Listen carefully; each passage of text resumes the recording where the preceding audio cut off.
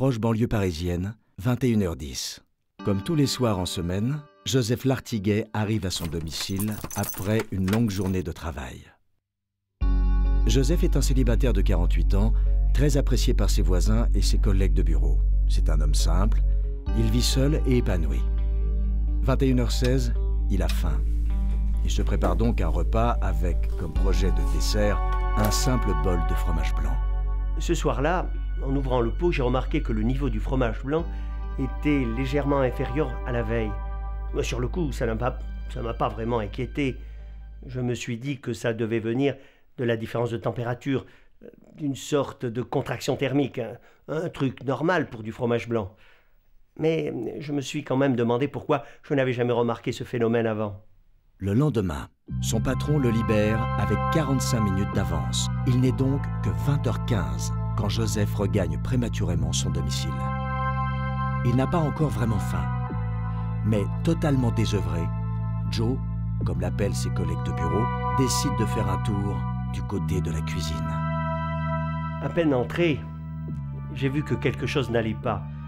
Il y avait des miettes de pain sur la table et sur le plan de travail à côté de l'évier. Je savais que j'avais tout laissé parfaitement propre avant de partir le matin. Je ne laisse jamais rien traîner et susceptible d'attirer les insectes. Je suis phobique des cafards. J'ai immédiatement pensé à quelque chose de plus gros, un rat. Mais en constatant que le pain était resté intact, enfermé dans sa boîte hermétique, elle-même soigneusement rangée dans un placard, j'excluais la thèse du rongeur. Mais en regardant de plus près ce pain, j'ai eu la curieuse sensation de voir qu'il y en avait légèrement moins que j'en avais laissé la veille. Ça m'a immédiatement rappelé l'incident du fromage blanc. J'ai alors pris soin de repérer avec précision les quantités restantes des aliments entamés, comme le pain, le fromage blanc, la confiture, les biscuits, etc. Je voulais en avoir le cœur net. Quelque chose parasitait discrètement mon garde-manger. Mais quoi ? Il inspecte également son domicile pour vérifier qu'aucune porte ni fenêtre n'avait été forcée. Il ne remarque rien, sauf une lucarne minuscule restée ouverte en sous-sol. Le lendemain et le surlendemain, après de méticuleux examens, il ne remarque aucune anomalie. C'est seulement 3 jours plus tard qu'il se rend compte qu'il manque un biscuit sablé ainsi qu'un sachet de thé. Le plus étonnant, c'est que les emballages étaient toujours soigneusement refermés et toujours parfaitement rangés à leur place, exactement où je les avais laissés. Les quantités dérobées étaient infimes et les aliments visés extrêmement variés.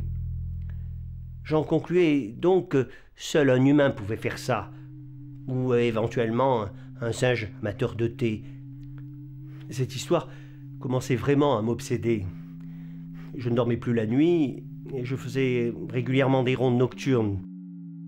Et forcément, ça se ressentait sur ma concentration au bureau. Il fallait que je comprenne.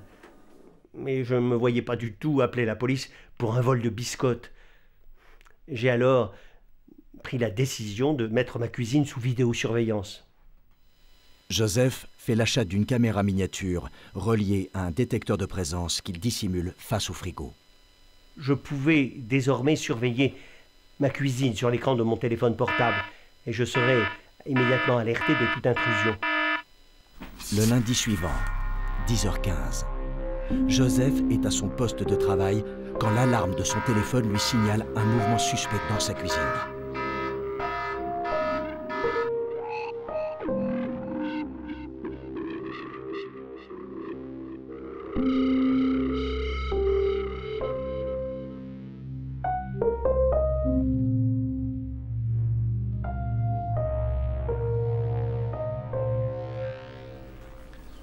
Joe, qui était d'un naturel assez jovial, semblait particulièrement soucieux ces temps-ci. Je lui en avais demandé la raison et j'avoue que son explication m'avait laissé quelque peu perplexe. Tout ça n'avait aucun sens. Pourquoi voler un quart de tranche de pain et une demi-cuillère de confiture? Mais quand il m'a montré son écran de téléphone portable, Je n'en croyais pas mes yeux. Un intrus de petite corpulence était en train de fouiller mon frigo. J'ai immédiatement appelé la police. Par chance, je patrouillais dans le secteur lorsque j'ai reçu l'appel. Arrivé sur place, j'ai donc attendu M. Lartiguet, tout en prenant les précautions voulues afin que personne ne prenne la fuite. 11h30, Joseph Lartiguet rejoint les policiers stationnés devant sa maison.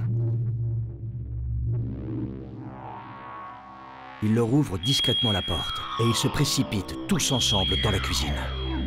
Et là, qui trouve-t-il attablé devant un minuscule sandwich au pâté posé sur un quart de feuille de sopalin?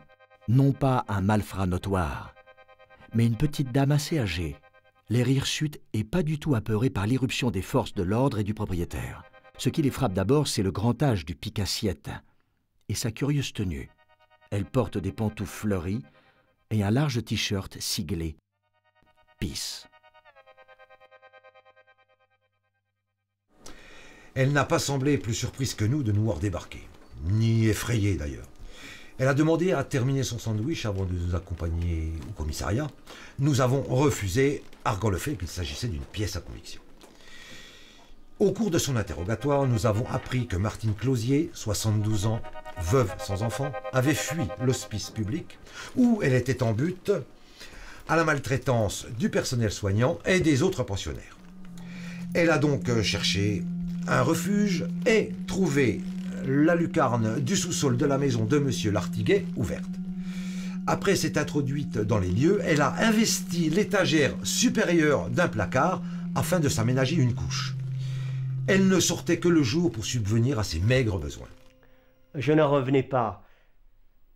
Elle était chez moi depuis 3 mois déjà, et je n'avais remarqué des indices de sa présence que depuis une dizaine de jours. J'avais vécu avec une intruse, sous mon propre toit. Tout ce temps-là, j'étais complètement sidéré. Mais tout de même soulagé de connaître enfin l'explication. Après quelques vérifications d'usage, Martine Closier fut libérée le soir même, car Joseph n'eut pas le cœur de porter plainte, ni même celui de la laisser reconduire à l'hospice.